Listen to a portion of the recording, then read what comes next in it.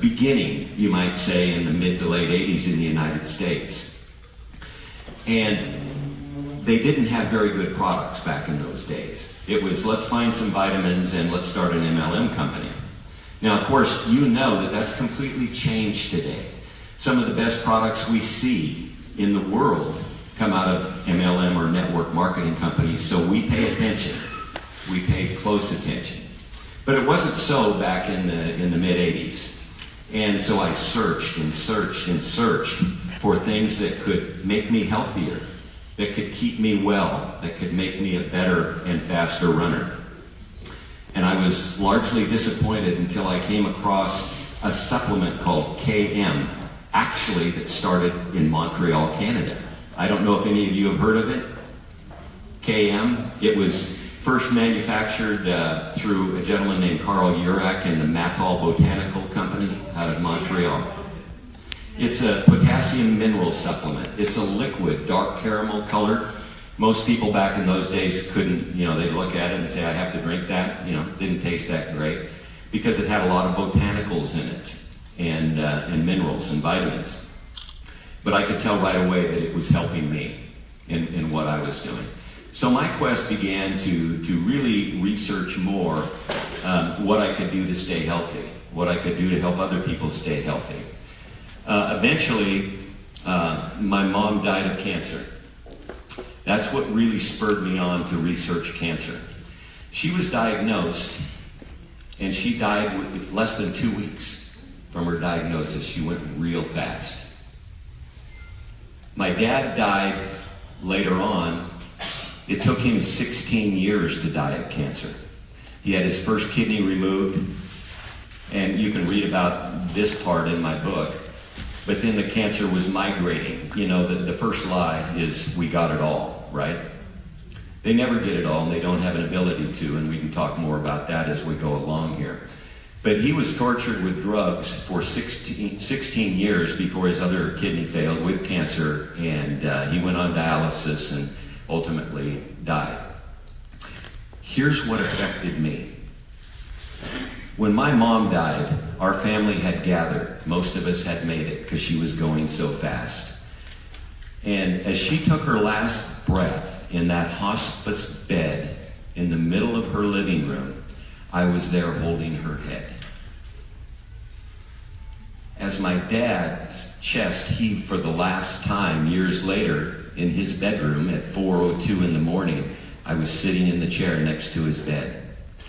So I watched both my mom and dad take their last breath. That changed me. Many of you may have had the same experience.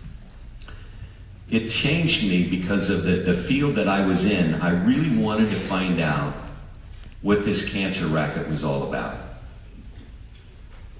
It's a racket, folks. I think you know that by now. It's about power and money, isn't it? Power and money is what cancer is about. Do you know if we found the pill today, a cure for cancer, and it came out, it would absolutely destroy the United States. Our economy would go in the tank. We spend billions and trillions of dollars in the sick care system every year.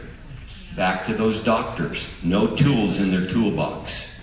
They have chemo, they have radiation, they have surgery, drugs. That's all that's in their toolbox. It's called the standard of care. If they go outside of that standard of care, what happens to them? They could lose their license. So a doctor's not, after spending hundreds of thousands of dollars in loans, and now having a successful practice after 8, 12 years of college, he's not going to waste his practice. He's not going to do that. He's not going to tell you, go drink this water, go take this turmeric, take this vitamin D3, and this will help you more than anything I have in my toolbox. That would be the truth, but the doctor's not going to say it because he can't. Now, I told you that I like doctors, and I really do. Many friends that are doctors, but most of my friends that are doctors are the ones who have come to the far side of natural medicine. Not alternative medicine. What's alternative about eating the right food, drinking the right water, taking the right organic supplements, detoxing your body. What's alternative about that? Man's been doing that for millennia. What's alternative is to treat a disease today. It's not even really a disease, folks, and I think we know this. It's your body screaming out, there's something wrong. These are the symptoms. Help me. We ignore it. But it's not really a disease. We treat this malady that we call cancer that is caused largely by different forms of chemicals and radiation. What do we treat it with? Chemicals and radiation. It doesn't make any sense to the thinking person. How can it? Why would we do that? And the statistics show time after time that people with cancer who've been diagnosed live as long or longer and have a better quality of life than those that undergo the big three. Think about that. If you do nothing with your cancer, well, you may just heal, because there's so many false positives out there today that women especially are being treated for. If you do nothing, you'll live longer and you'll have a better quality of life. But the doctor will not let you do that. Will he or she? What's your only chance? Surgery, chemotherapy, radiation. If you don't get anything else from me today, get this. They have no chance of healing your cancer. Radiation causes cancer and spreads cancer. It kills everything it touches. We've seen the devastating results. Chemotherapy causes cancer and spreads cancer. What happens, ladies, when you have a biopsy? What if there is cancer in that breast? What happens when you bleed? It spreads, doesn't it? It does. There's no chance that these can heal you. None. You need to know that today. Now, there is a chance. All of us know someone who's gone through chemo or radiation and is alive 5 or 10 or 15 years later. It does happen. Most of those people, most I say, I'm going to classify them in a few categories.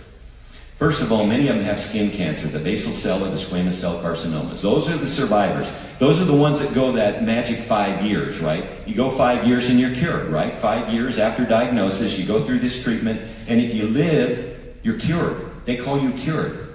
So, what happens if you die the next day? You're both dead and cured, right? It's true. Most of those people have had you've seen people with skin cancer, maybe some of you have suffered from it, the basal cell or squamous cell, have one removed here. 2 months later it's back, remove it again. A month later, one over here, that gets removed. On your neck, that gets removed. Largely those are non-fatal. And so you last a long time with those until they drill deeper and dig deeper, and a lot of survivors, skin cancer. So when you hear the American Cancer Society say, we're healing 60, 70% of all people, it's a lie. It has to do with skin cancer patients. And you know what? There's a thing out there today called Curaderm. We also call it BEC5. It comes from the eggplant. It's manufactured in Vanuatu in the South Pacific. And I can say this, it has ameliorated every single case of basal cell carcinoma that it has touched. In other words, the person doesn't have the problem anymore. I'm not going to call it a cure, but you folks could probably do that, and I know a lot of people that would. So, survivors who undergo conventional therapy are categorized into those with skin cancer who have survived beyond 5 years. They're the people who never had cancer in the first place, and the people who had a cancer that was called in situ. And women are familiar with DCIS, ductal carcinoma in situ. That's not even cancer any longer. It's been disqualified as cancer and called now a precancerous condition. And yet surgeons are prophylactically removing both breasts of women with DCIS, and it's a crime and they should be put in jail.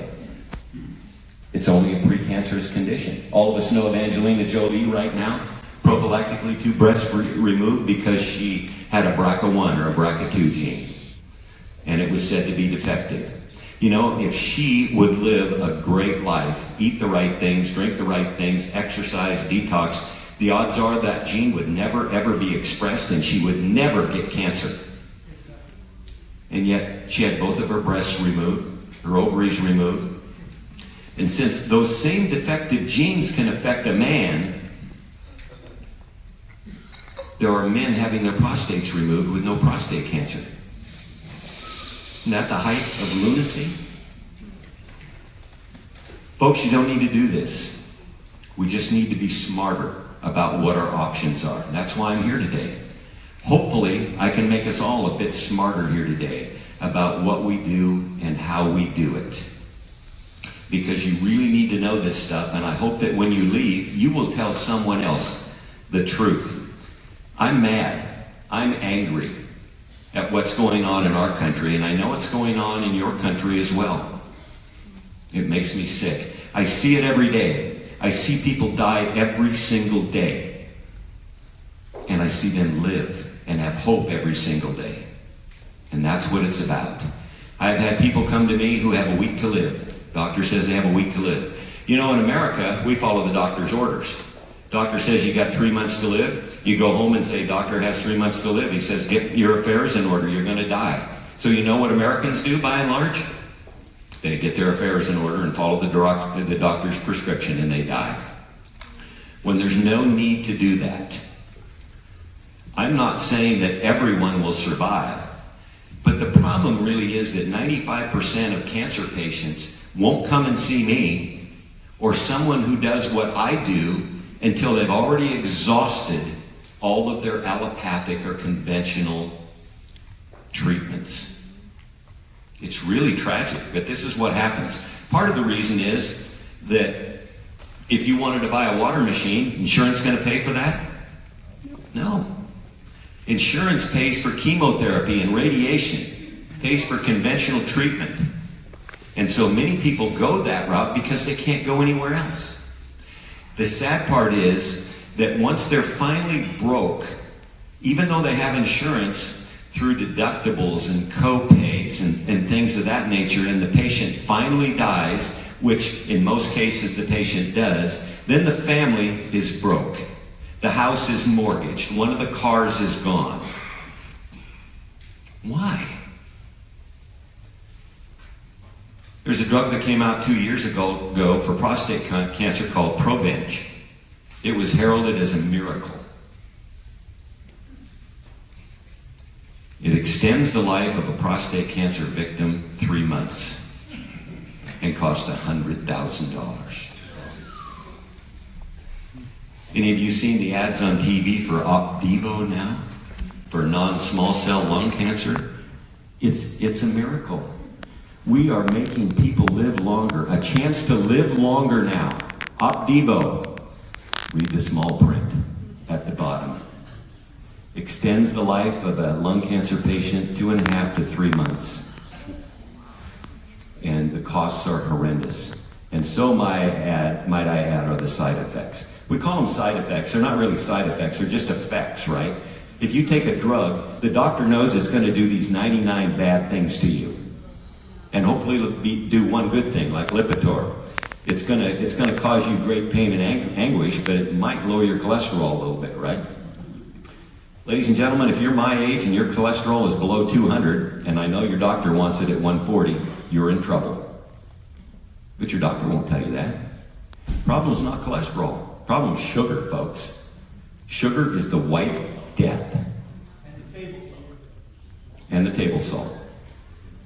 Sugar. Producing more and more insulin. You know, you've heard the story. We talked last night a little bit about diabetics. White sugar bleached. Yeah, it's bleached and blanched, and yeah, everything is wrong with it that possibly can be wrong with it. You know, had someone tell me the other day, you know, if you eat a slice of white bread or a Snickers bar, what are you going to eat? Of course, we're going to eat the bread, you know, that whole grain white bread. And the white bread will actually raise your blood sugar and spike it faster than the Snickers bar will. Bleached flour. Yeah. I tell people, don't eat anything white. No white potatoes, no white bread, no white salt, no white sugar, no white rice. These things, yeah, they don't normally grow or aren't manufactured that color. It's what the end result is. So we need to pay attention to those things. You ready to go yet? People wonder why I'm mad, why I'm angry. Because you don't have the information you need to make a wise choice. You have only the information that you're allowed to have. That's why people like me and other doctors out there and people that are in the real healthcare and prevention industry of natural medicine are in a little bit of trouble and have been. Those of you who know the story that came out of the early 1900s that involved the Carnegies and the Rockefellers and the DuPonts and how they were going to set up the medical schools in the United States. They were only going to fund those people that would use their drugs and their synthetics. That's how the medical schools got started. They tried to close down every naturopathic school in the United States, and they almost succeeded. That's where allopathic medicine came from. But you know what? What did we do before we had drugs? How did we survive before we had drugs? Yeah, and that's been around for millennia. Black seed oil. Anyone heard of black cumin seed or black seed oil? It's said to cure everything but death. Really?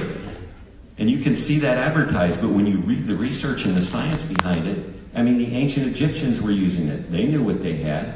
It's great for you. Turmeric, same thing.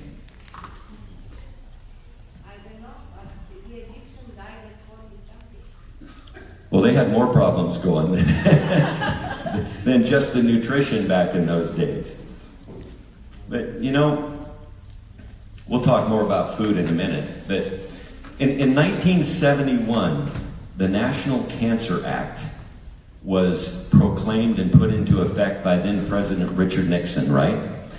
And he said, everyone hear me okay, by the way? How about now? He put into effect the National Cancer Act and said, we are going to throw all this money we possibly can behind this, and in 5 years we're going to have a cure. Let's see, 1971, 2017, that's 46 years. Where is it? Shouldn't we be demanding the cure? What do we hear every year? Out of the NCI, out of the American Cancer Society, National Cancer Institutes. We're almost there. Another year, another 2 years. Just give us a little more money. It usually has a T in front of it, trillions. And they never get there. Why don't they get there? Why do we spend all of this money and we don't get there? Do you think it could be because we're only researching pharmaceuticals? We're only trying to find out what we can synthesize from plants to make drugs out of? There's no money in turmeric. Can a drug company patent that? Say that's ours. They can't do it. So, how many have heard of graviola? Few of you. Graviola is a tree that grows in South America, and its sister tree is called pawpaw, P-A-W-P-A-W, and it grows in North America. And years ago, a drug company discovered graviola in the Amazon rainforest, discovered this tree. How many have seen the movie Medicine Man with Sean Connery? Did anyone ever see that movie? You know, he's in the jungle, he's been there for years, and he's found the cure for the plague of the 20th century, which we know to be cancer, and then he lost it. And he was trying to find it again in the rainforest. That's what graviola was about. The drug company found it. They found that the branches, the buds, the leaves, the seeds, the roots, everything with this graviola tree, when put against cancer cell lines, would kill the cancer almost immediately. Isn't that interesting? And it's a natural substance. So they did what a good drug company should do. They tried to synthesize it into a drug. Well, God was way smarter than they were, and they couldn't do it. So after about 7 years, they quit. And again, like a good drug company, what did they do? Did they give it to the natural world and say, here it is, it kills cancer? No, they buried it in their basement.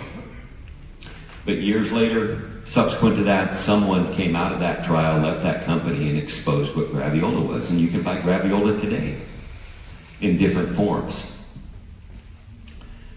So do we have the cure for cancer today?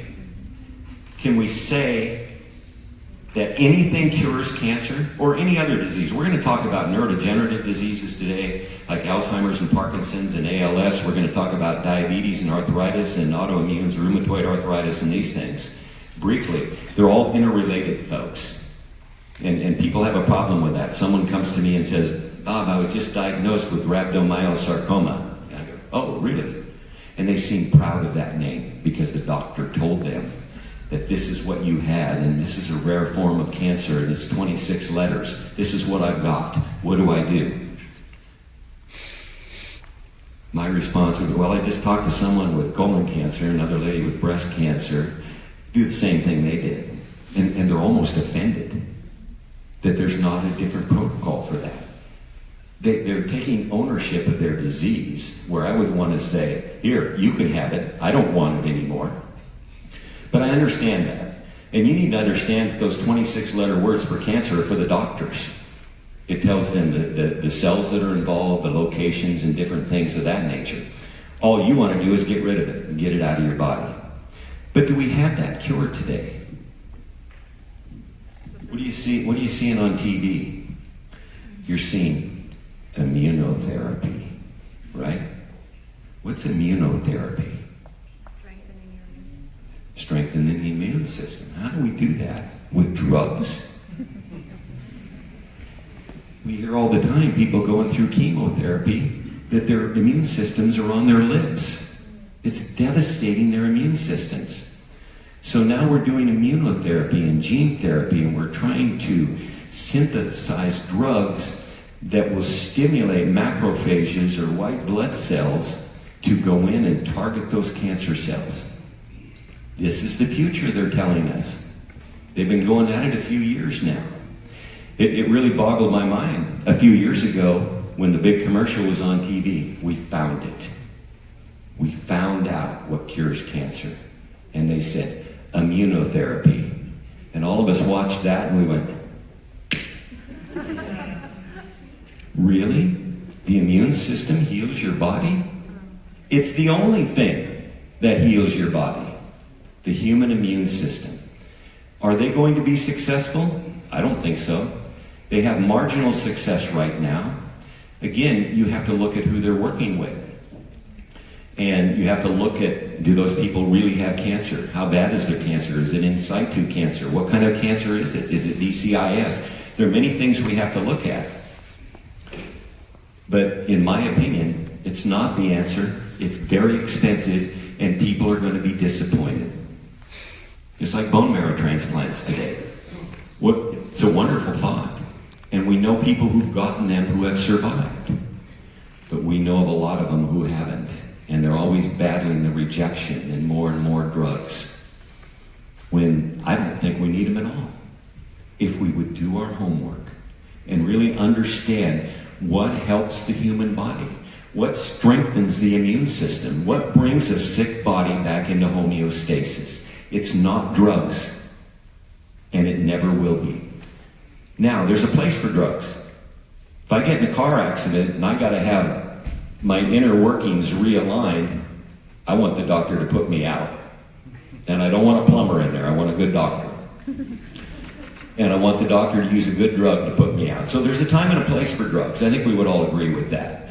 But it should be this much, not that much. Same is true with surgeries. When it comes to injuries, that largely in injuries. But there are other cases as well. I mean, if you've got conjoined twins, sometimes you got to separate them, and we know that. So there are other times too, but largely injuries, right? But we have surgery for everything. We have drugs for everything. We have drugs on top of drugs. My dad was on 24 a year before he died. 24 drugs. How do you manage that? And he had 3 different doctors. How do you manage that? Well, you don't. And it usually ends up in catastrophe. He was taking 3 drugs for constipation alone. How does anyone justify that? I have a lot of people that come to me who've had surgeries, knee replacements, hip replacements now, and of course they've got constipation and they got it bad because they're taking oxycodone or OxyContin, right? Opioids for a certain amount of time to get through the pain, right? Well, those opioids are addictive within 30 days. You're hooked. And they stock you up bad. So tell everyone, take magnesium, Epsom salts, magnesium, Calm that you can buy in the store. Take magnesium. You'll solve your problem. Excuse me, there is 2 kinds of Epsom salts. The one for the back is no good, but the UPS one. Thank you. Thank you for that. I didn't do it. Is Sparky in here? How we doing so far? Cancer truth. Anyway, I have these notes up here. I really don't use them much, but I'm trying to keep myself on track because I know I have a limited amount of time to talk to you. And like I said, we could talk all night. We literally could because there's so much to know. You know, we talked about Richard Nixon in 1971, the National Cancer Act. You know how many people have died of cancer since that time? Wow. As of 2009, 15 million. Every year. Every year, 1 person dies every minute. Actually, it's a little under a minute now.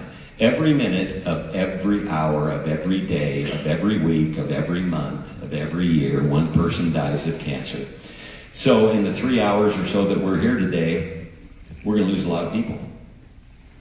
Yeah, we lose how many? Over 1,700 every day of cancer. Why? We don't have to. I told you that the American Cancer Society said they're healing 60 and 70% of people from cancer today. Does anyone know what the real statistic is when you get down to it? When I say real statistic, I mean what the science and research shows us through their reports of epidemiologists who are doctors who gather all the facts and study all the studies and collect all the statistics. These are the real statistics. What do they tell us? People who undergo chemotherapy, what percentage of them do survive that magic 5 years? Is it 60 or 70, or is it less than that?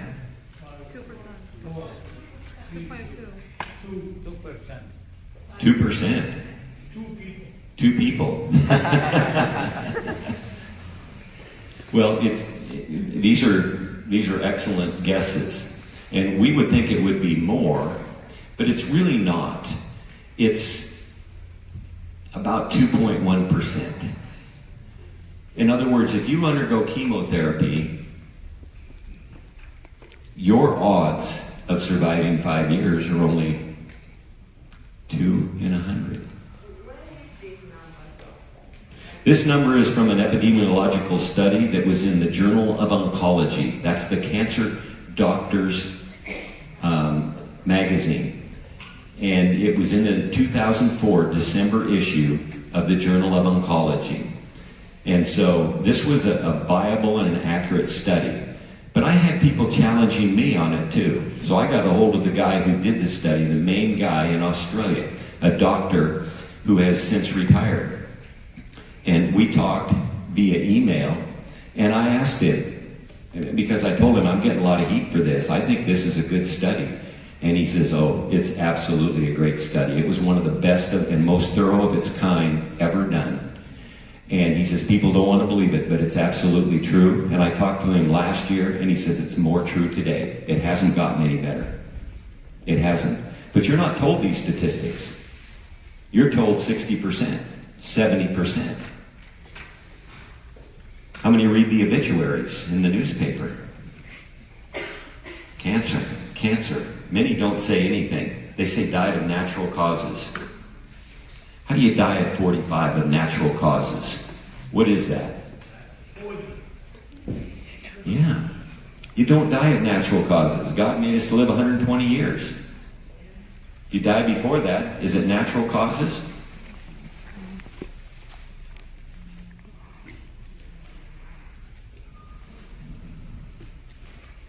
I'm mad. Can you tell? So what is cancer? How do we get it? We talked about radiation. We talked about chemicals. These are different forms, folks. You know, you can get chemicals from the food you eat, eating packaged food. You can get chemicals by scrubbing your floor and absorbing that stuff through your skin. You can get chemicals by taking a shower without a shower filter and having all that hot shower, 15-minute hot shower. If you don't have a filter, you're going to absorb the equivalent of drinking 8 12-ounce glasses of chlorine. Chlorinated water. Wow. No, the fluoride's not going to go through your skin much. If you drink it, it's going to bother you because fluoride is rat poison. It's funny about fluoride. Actually, it's not funny. Fluoride is rat poison, folks. Many water municipalities have both chlorine and fluoride. Now, if they're taking the fluoride or the chlorine in a big tanker truck to your municipal water system and they have a spill, it's a hazmat situation. They've got to come in the suits to clean it up. And yet they let you drink it? So why are they putting it in our water? What's the reasoning for it? Well, there's a very good book out there, and I talk about it in my book. You're going to read about fluoride and why it's in there. It's totally deceptive, the reason that it started. And it's a big hoax being played is what it is. And so read that. But there's a good book called The Fluoride Deception. Bryson, yeah, wrote that book. It's excellent. I recommend that you read it. Yeah, it's in the book. Hopefully everybody's going to copy the book. Take notes today, but understand that I've already taken the notes for you. Okay? Get this. But cancer is caused by largely, I say largely because if you were all oncologists out here, if I was sitting in front of 200 oncologists because they had asked me to speak, and my first line was, cancer is not genetic, they'd all get up and walk out on me because they think cancer is genetic. They're starting with the wrong premise. Cancer is actually epigenetic. How many know about epigenetics? A few. You're going to know a little more today. Let's say that genetics, genetics is the computer of your body. What's the software? The epigenetics. And we know that the software runs the hardware, right? Without good software, that computer's not going to run well. Well, without good epigenetics, your body's not going to work well. And the epigenetics are basically all of the reactions, chemical reactions, the pathways in your body that allow these